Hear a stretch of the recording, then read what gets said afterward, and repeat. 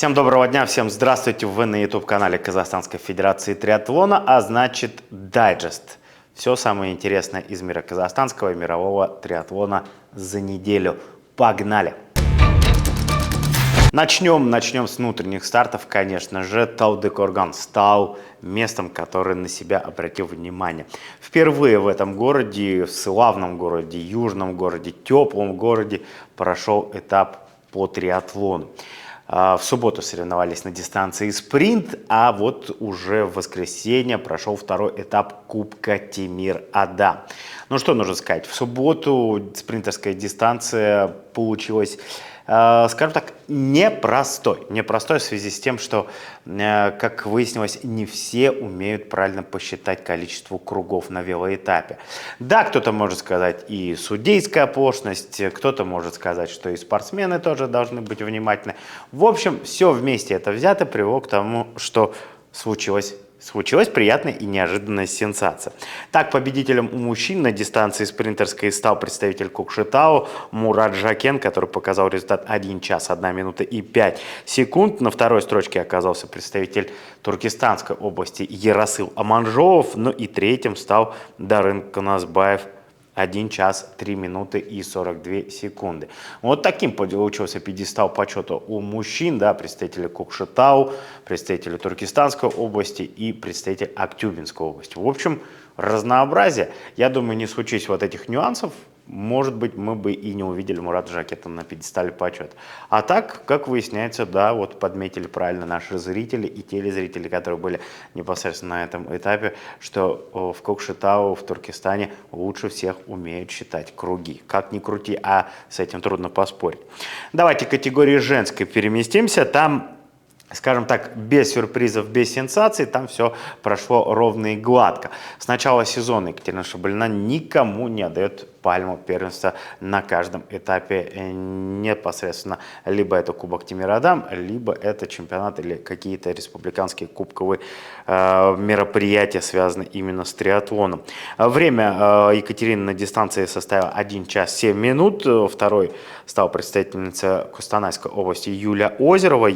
Она отстала на 45 секунд. Ну и третья строчка еще одной представительницы Нур-Султана Надежда Бекмагамбетова. 1 час 9 минут 28 секунд. Я скажу, что уже не в первый раз с начала этого сезона, когда профессиональные атлеты ошибаются с подсчетом кругов. Это было и в бассейне, это было и на водном этапе, это произошло и на беговом, и вот дошло дело и до велоэтапа. В общем, в начале сезона много нюансов связано именно с кругами. Пока, к сожалению, не все научились правильно считать, но где-то, может быть, немножко теряет концентрацию. Давайте к следующему дню, в воскресенье, Кубок Темир-Ада. Интересная дистанция, необычная впервые дистанция, которая прошла пирамида. 2 километра бега, 8 километров вело, 300 метров плавания, а потом снова в обратном порядке 8 километров вело и 2 километра бега. Согласитесь, очень любопытно, очень интересно и такой динамичный, я бы сказал, этап и формат этого соревнования. Что касается мужчин, то здесь Дарын Каназбаев, представитель Nomad Tri Club, показал свой класс, показал свое лучшее время и, собственно говоря, сумел всех опередить. Его время 49 минут 24 секунды. За ним следом на второй и третьей строчке, соответственно, 2 представителя World Class Almaty Team. Вот следующие ребята расположились. Егор Крупиков показал результат 49 минут 36 секунд, и следом за ним Александр Тен 49,52 секунды. Обратите внимание на время именно мужчин. Объясню потом, почему именно попросил обратить внимание. У девушек первое место и, собственно говоря, весь пьедестал почета достался представителям компании ERG Team. Екатерина Шабалина, Юлия Озерова и Надежда Бекмагамбетова. Если касательно времени, то выглядело так: 56.04, 58.25, 58.27, соответственно, вот в таком формате.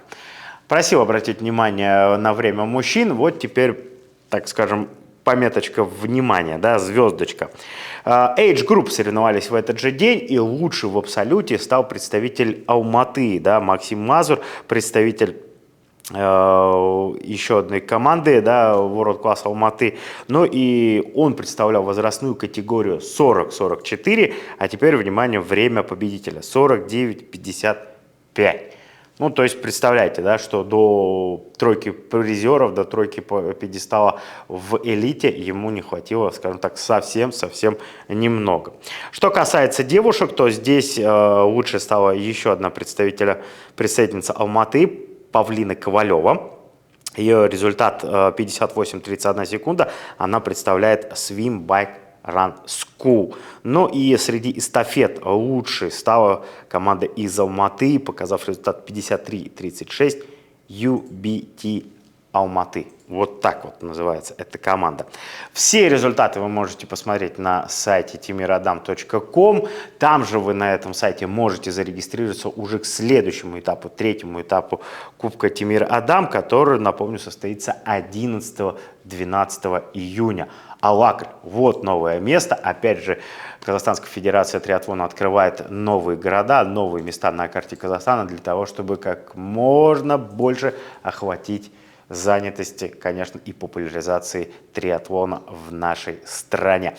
Вот такие итоги казахстанского триатлона за этот уикенд. Поехали дальше, к мировым событиям переходим и отправляемся. Куда мы отправляемся? Мы отправляемся на чемпионат на средней дистанции, который проходил за границей, как и положено, да, в Испании проходил этот старт. Нужно сказать, что получился он драматическим, триллерным и просто сумасшедшая развязка. Я думаю, если вы прекрасно помните, а вы наверняка помните норвежца Густава Идена, который, ну, скажем так, творит маленькие чудеса. Он, может быть, не всегда оказывается на пьедестале почета или не всегда оказывается на высшей строчке, но его выступление каждый раз проходит с каким-то немыслимым сценарием. Так случилось и в этот раз на этом челлендже. Не самое выдающееся плавательное время у норвежца, а дальше все получилось еще хуже. Прокол, который вроде бы как должен был уже остановить и остудить пыл норвежца, но не тут-то было. После этого он проиграл 2,5 минуты лидеру, но, поменяв колесо, сработав после прокола, отправился на беговой этап. И еще мало того, что не просто отыграл эти 2,5 минуты, а вдобавок еще и 1,5 минуты принес своему ближайшему конкуренту. Вторым стал как раз-таки человек, который показал лучшее время на плавании, словак Рихард Варга. Как всегда, на плавании был идеален, чуть ли не минуту и более привез всем своим ближайшим конкурентам, но получив по 30 секунд штрафа, что на воде, что в транзитной зоне, когда неправильно пересекал дисмонтовать. И в итоге вот все это вместе взятых позволило еще вот эти 30 секунд к отрыву получить. Ну а что касается третьего места, здесь австриец Томас Стегер стал бронзовым обладателем и, соответственно, 7 тысяч евро. К слову, за первое место давали 15 тысяч евро, так что вы представляете, да, 2,5 минуты отыграть, потом еще 1,5 и 2, соответственно, привести своим ближайшим конкурентам. Так что я скажу, что Густав Иден прямо сейчас в шикарнейшей форме. Я думаю, дайте ему полный Ironman, он и сейчас бы выложился и показался, конечно, классное время и классный результат, классную гонку. И это при том, что, вспомните, в Сен-Жорже его постигла, да, снова неудача, но вот какие-то проблемы постоянно рядом с ним, но вот здесь на челлендже он сумел их преодолеть. Идем следом, женская гонка. Там вроде бы не было такого триллера, не было таких событий, за которые можно было бы зацепиться, но, тем не менее, финишная развязка тоже получилась любопытной с точки зрения именно беговой дистанции, потому что все развивалось именно там. Но испанка и хозяйка трассы Сара Перес Салио сделала все максимально комфортно для себя. Показав 7-й результат на воде, показав 2-е время на велоэтапе, она стала лучше на беговом сегменте. Это и позволило ей стать лучшей чемпионкой в этом челлендже. Ну и, соответственно, обладательницей 15 тысяч евро. Ее итоговый результат 5 часов 24 минуты и 26 секунд. Вторым стала представительница в Великобритании Эмма Поланд Браун, показавшая 5:26 и 28 практически, да, 2 минуты уступила. Ну а Люси Бекингем, которая на протяжении, наверное, ну, третьей дистанции лидировала, была она лучшей на плавании, была она не лучшей, но неплохо смотрелась на велоэтапе. А вот с бегом, к сожалению, у нее не сдалось. Как итог, солидный проигрыш и время 5:24:53. Вот такие результаты челленджа, который проходил в Испании. Переходим к этапу, к зональной гонке по триатлону. Так, в частности, в этот уикенд состоялся этап на стандартной дистанции, да, на олимпийской дистанции, как ее еще называют.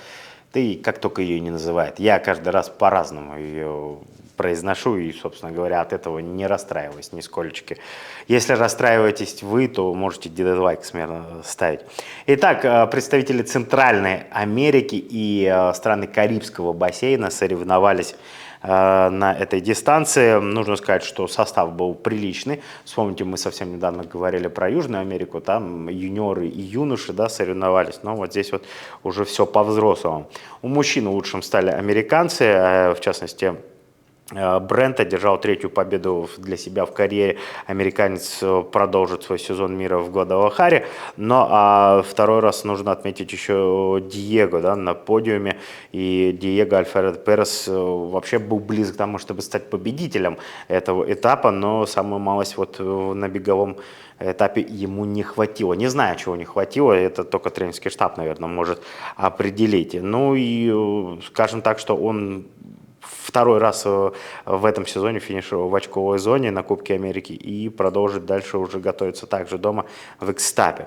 И Остин Хидман стал третьим на этом этапе, он также набрал очки, я думаю, что в принципе должен быть доволен. А вообще гонка, скажем так, получилась в начале вот интригующей, да, потому что вроде как сначала одна группа образовалась после плавательного этапа, затем в транзитную зону вообще другие люди приехали после велоэтапа, и нужно сказать, что были неоднократные попытки уехать от этой группы, но раз за разом эти все попытки, конечно, просто были нейтрализованы общей группой, и вот эти 30 человек, которые отправились в итоге на беговой этап, вот они как раз-таки и выясняли отношения. Ну и, как мы видим, лучше всех именно Брент справился. Отмечу, что его соотечественник, еще один, да, Остин Хидман, тоже пытался в самом начале еще дергать, убежать от соперников, но так в итоге ни к чему это не привело. Третья строчка. Что касается девушек, то здесь Мэдисон Лавин растянула группу в заплыве и разделила участников на две группы, лишив половину стартового листа возможности вообще побороться за призовые места. Сразу на плавание, представляете, вот такой жесткий отсев произошел, после чего вот эта группа из 6-7 человек, в котором были и доминиканки, были и кубинки, и американки, вот они пытались бороться, пытались брать на себя каждый раз инициативу. Одной из первых отвалилась кубинка Лумкис, которая не выдержала, и, собственно говоря, потом все хуже и хуже для нее стало происходить. А в транзитную зону приехала группа из 6 женщин, включая Мэдисон Лавин, Габриэль Лумкис, кубинку Лесли Амат Альварес, канадку Доминику Ямницки, мексиканку Адриану Параза и Ракель Солис Гарреа из Коста-Рики. В беге не было равных представительницы Канады Доминики Ямницки, которая и одержала победу. Адриана Бараза и Лесли Амат Альварес стали призерками, второе и третье места соответственно. Так что вот такие промежуточные результаты и такие, собственно говоря, итоги у женщин в этой гонке на стандартной дистанции. Напомню, страны Центральной Америки и Карибского бассейна соревновались. Еще одна гонка, наверное, на которую мы обязаны просто заглянуть и рассказать о ней. Так проходил Кубок Европы в Италии, в Каорле. И нужно сказать, что там, в принципе, обошлось без сенсации, да. Нам бы, наверное, приятно было бы сейчас рассказать, что вот сенсация, Аян Бейсенбаев первое место, или в тройку призеров, в общем-то, попал. Но нет, этого не случилось, был достаточно очень сильный, хороший состав. Нужно отдать должное Аяну, он закончил гонку в очках, 44-я позиция у него итоговая. Ну, а победителем стал участник Токийской олимпиады в триатлоне, швейцарец Макс Штудер. Он показал лучшее время, как и, собственно говоря, пророчили ему победу на этом этапе, так он, собственно говоря, с ней и справился, показав отличный результат. И что нужно еще сказать? Очень грамотно провел гонку от начала и до конца. Так что тут ничего не поделаешь, соревноваться с такими атлетами пока мы вот не в состоянии. Для Штудера это 9-я победа в карьере. Швейцарец продолжит сезон в Италии на Кубке мира в Арцхене. Так же, как и Аян Бейсенбаев, никуда переезжать не будет. Да, там поблизости, неподалеку, тоже следующим будет его старт вот именно на Кубке мира. Ну а в любом случае Аян Бейсенбаев показал 54-19 на спринтерской дистанции. И нужно сказать, что в любом случае, набрав очки, это тоже хорошо лично для него и в рейтинге национальном, и, конечно же, в мировом. Так что все вот так вот. Что касается женской гонки, коль уж мы начали, да, в целом говорить об этой дистанции, то Сириени и англичанка Софи Ауден на 25 секунд уплыли от основной группы и вели гонку на велосипедном этапе вместе. Остальные участники растянулись в воде на минуту, потеряв 6 оставшихся спортсменок. На велогонке преследователи собрались, объединились в одну в общую группу, и дальше уже пошла работа интересная после второй транзитной зоны. На беге неоднократно менялся лидер, но ближе к финишу сформировалась тройка будущих призеров. Итальянка Шарлотта Миссали одержала победу, другая итальянка Анжелика Престия стала серебряным призером, а немка Селина Кламт бронзовым. 39 женщин набрали очки в мировом рейтинге, а экс-лидеры финишировали в топ-10 этой программы. Вот такие были итоги этой недели прошедшей. Всем большое спасибо, кто, конечно же, нас досмотрел до конца. Лайк, дизлайк, комментарий оставляйте обязательно. Колокольчик не забывайте подписаться, это тоже очень для нас приятно. Всем большое спасибо, болейте на здоровье.